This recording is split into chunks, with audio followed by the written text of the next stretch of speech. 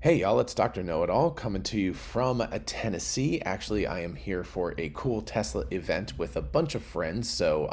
Anyway, I'll probably do a video about that tomorrow. But in the meantime, I wanted to do a video based on this picture of me and my lovely wife Misinformation at Manhattan Beach Pier. There were a bunch of people who were asking questions about where this was actually taken. It was Manhattan Beach Pier. And I'm noticing when it's blown up that it probably needs to be reoriented just a little bit. It looks like the ocean is about to drain off to the left.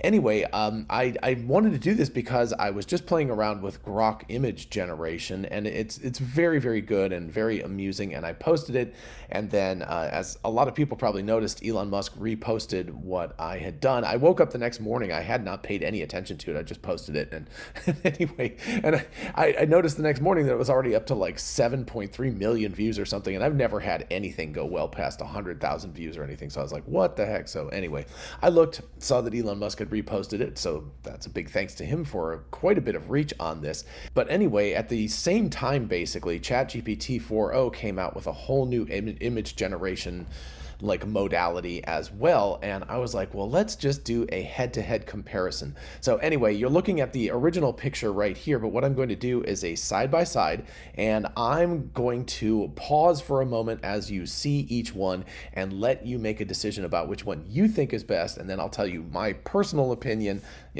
such as it is. And of course, I would love to know in the comments like your votes on it. Number one, any individual set of pictures, so we'll see Grok and ChatGPT side by side. You can look at them together, go like, which one do you like better? And then overall, which one you think wins out. So anyway, I'll give you my opinion. This is obviously just for fun because it's all completely opinion. There's no factual like one thing is better than the other because we don't have any longer any issues with like six fingers or things like that. So a lot of the stuff is very much a matter of opinion, but I just thought it would be fun to look at these side by side and see whether Grok's new image generator or ChatGPT 4.0's new image generator works the best. Alrighty, so on the left hand side you can see here ChatGPT, on the right hand side is Grok. I will keep that consistent so you can remember which side is which. So left ChatGPT, right side is Grok. The other relatively easy way to remember this is that ChatGPT seems to refuse to remember the dimensions of the original image. You can see that Grok is substantially better in terms of that. It's basically a 3x2 image, whereas ChatGPT wanted to do a square image every single time. I used exactly the same prompt for both of these, and there were some people going like, oh, you use Photoshop filters and really, really intense prompts. This first one was redo this image in the style of Van Gogh. So you can, as you probably already guessed. And also you'll notice my face is out of the image. I didn't want to have it in the way, so you could just look at the images side by side and see what they look like together. So in terms of judgment, I would say that the brush strokes on the ChatGPT were a little bit more Van Gogh-ish myself, but I actually like the way that the Grok image kind of captures a little more of the Starry Night feel. While Lane and I don't look quite as much like we do originally in the image, I think that the Grok one in this case wins out. That's just my personal opinion. You, of course, are free to disagree with me on that. And like I said, let me know in the comments what you think about the relative merits of each one of these images. This next one I found really interesting. This was the only one where ChatGPT just absolutely refused to render out this image. And so I did a screen capture of it instead, right? So you can see this is all the prompt was recreate this image. And this was a redo of it, which is of me and my wife. So I give you permission because it had already refused to do it once in the style of Banksy. And it says it's unable to generate that image into specific artistic styles. Very weird because it did every other one without a problem. So anyway, I got a nothing burger out of ChatGPT. So by default, Grok wins. Grok is on the right over here, and you can see it did a good job. I think it's funny. Another thing I should mention here is that both of these are very, very slow to render these images out. ChatGPT in particular is insanely slow. It's really, really slow to render out the images, and it only renders out one per request, whereas Grok renders out two by default. So I was able to pick from between two images for Grok. So you can call Grok best of two, whereas ChatGPT was best of one. They took approximately the same amount of time to render, but Grok was doing twice as many images. So anyway, if you want to throw that into the mix, I was able to pick the best of two for the Grok images, but Again, I think in this case, it looks like Banksy. It's acceptable. It was just disappointing that we didn't have any competition. I tried a bunch more times with ChatGPT. Like, this was just a piece of the conversation. I tried like 5 times to get it to do it, and it absolutely refused. Next up, we have Leonardo da Vinci in the style of the Mona Lisa. The one on the left, again, is ChatGPT. The right is Grok. The right one, I feel like misinformation. She looks just like one of the Madonnas from Da Vinci's paintings. It's kind of beautiful. It doesn't really capture the us in it. I kind of look like Jesus and Steve Jobs had a baby or something together. The one on the left, looks much more like us. Obviously, it's much more identifiable as us, but I think the painting is a little bit less, in the quote painting is a little bit less, I don't know, convincing. The lighting isn't quite as dramatic. The colors aren't quite as dramatic. So this one's really a toss-up because I really like the way that Grok captured the Da Vinci-esque aspect of the painting, but the characters don't look nearly as much like we do. So it's drifted apart from that. So I really don't have a good decision on this one. So anyway, I will throw it to the crowd. You all decide which one you like better in terms of Da Vinci's paintings. Next up, I asked for, obviously, a painting from Picasso's Cubist phase. So on the left again is ChatGPT, on the right is Grok. The characters, I have to say I really prefer Grok in this case. ChatGPT did a nice job. I mean, it's really cool. It kind of breaks things up into triangles and stuff, but I think that the ChatGPT version of the image really captured the Cubist aesthetic of Picasso a little bit better. And I would say that the characters are still relatively representative of us. Again, ChatGPT seems to be doing a better job of maintaining the usness, the me and misinformationness of it. But the Grok one looks much more like a Picasso painting in my mind. The ChatGPT one kind of looks like a Photoshop solarized filter. I think it was solar crystallized, one of those filters that kind of turns everything into triangles. So I definitely think Grok wins in this case. Next up, I asked for a redo in the style of Mondrian. The Grok one is interesting. I actually had to have it do it 4 of these, so I asked it twice, and this was the best of 4. The ChatGPT one, it generated immediately. That's the one on the left again. I think the ChatGPT one is more kind of honest to Mondrian. It's very, very flat colors with just lines and things like that. It's kind of cool. The Grok one I really like. The colors are beautiful, and it really does a nice job, especially misinformation. She looks great. Lane looks fantastic in that picture. But it just doesn't quite capture the Mondrian-ness of it. Obviously, it's got the squares with the lines and everything, but it's also got a lot of colors and waves and stuff in between. So I think I'd have to give this one to ChatGPT, although again, how are you going to do images of real humans in Mondrian style? But anyway, I think it's really cool to see these imaginative takes on having to do representational pictures in a very, very abstract style.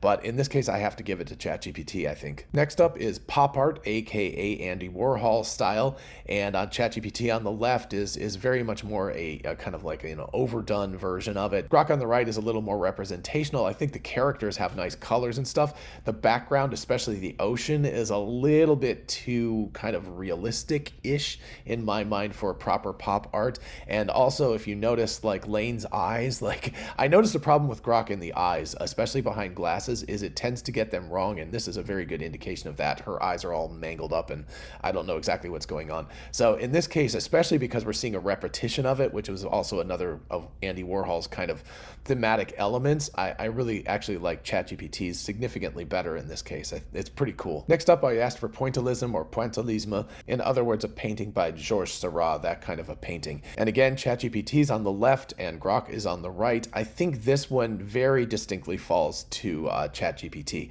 I think it looks much more distinctly like a pointillist painting. The Grok image, and this was best of 4, I asked for it twice, and this was the best of the 4 images, just doesn't quite have that pointillist type of feel to it. It actually looks oddly realistic or something. So I think in this case, there is no question, in my mind at least, disagree with me if you want to, but I think in this case, it definitely goes to ChatGPT. Next up, I asked for J.M.W. Turner, the romantic English painter who did a lot with light and really, really enjoyed, expressing the light of the sun and everything. So both of them got it really well in terms of having the sun in the frame of the image to create that atmospheric effect. Again, here, I think ChatGPT wins because I think that it just gets that atmosphere better, the little bit of the abstraction of the romantic time period and everything. The Grok image is a little bit too realistic, and by the way, the ocean looks like it's about to boil over and bury the Houses of Parliament and stuff. I assume this was like, the burning of the Houses of Parliament was the reference image it was using. But again, it's a little too intense. The light isn't quite right. The figures of me and my wife are a little bit too realistic. I really like the ChatGPT one. I think it's just kind of fantastic. It's got a beautiful sense of atmosphere and everything. So again, I have to give it to ChatGPT. Again, disagree with me if you want. And then finally, just for the heck of it, I asked for Scooby-Doo style. So on the left, again, is ChatGPT. On the right is Grok. On the right, you can see another instance of Misinformation's eyes looking all goofy. And this was a consistent issue throughout all of the images. I didn't call it out for all of them, but you can see it in pretty much all of them. The eyes are incorrect and kind of, one looks like it's wandering and looking at the camera, and the other one looks like it's looking at me. And then I guess even my right eye is kind of goofy in that. I think that the flatness of the image and stuff, it's not quite Scooby-Doo on the left-hand one, on the ChatGPT one. But again, I think overall it's a little bit better because it's a little more flat. The waves in the ocean in the background look a little bit more like what you would imagine the original 1960s Scooby-Doo cartoon to look like. The Grok image is a little too busy and a little too detailed, I think, to be fully Scooby-Doo. So again, I have to give it to ChatGPT in this case. All right, so that's my review of the original image being redone in several artistic styles. It's really fascinating to see how well both of these things do. I mean, it's just incredible. If you think back to like a year ago or something, or 2 years ago, it would have been almost unimaginable for a computer to generate images like this and to do it very, very rapidly. I mean, again, they are slow. They're not the fastest things in the world, but they're creating these images within like a minute or so, something along those lines. And it's just incredible how good these images are. And of course, there was variability where I felt like Grok won in some instances and ChatGPT won in others, but I think overall I have to give it to ChatGPT. I think that its image generation is more, I don't know, it just has the right combination of the feel of what I'm asking for, plus maintaining the original qualities of the image itself.